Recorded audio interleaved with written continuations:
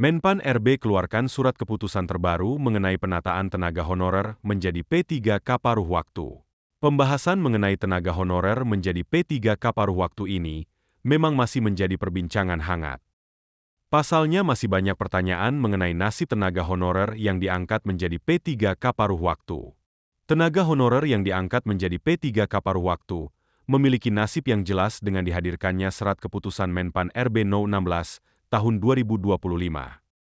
Dalam surat keputusan tersebut tertuang bahwa tenaga honorer yang diangkat menjadi P3K akan mendapatkan gaji sebesar UMP daerah masing-masing plus tunjangannya. P3K paruh waktu juga memiliki kesempatan untuk diangkat menjadi P3K penuh waktu asalkan tersedianya formasi.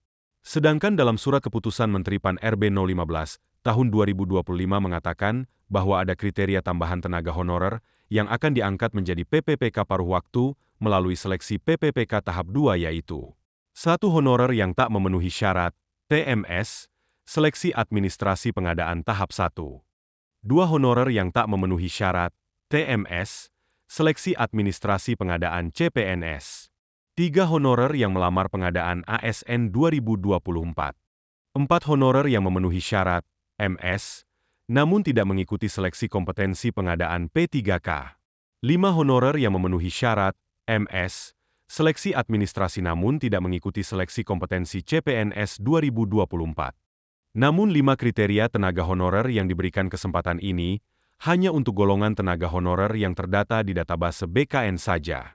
Sedangkan untuk tenaga honorer yang tidak terdata di database BKN menurut Wakil Ketua BKN Haryomo Dwi Putranto, mengatakan bahwa akan ada kebijakan baru untuk tenaga honorer yang tidak terdata di database BKN. Namun untuk saat ini pemerintah berfokus menyelesaikan penataan tenaga honorer yang terdata di database BKN terlebih dahulu.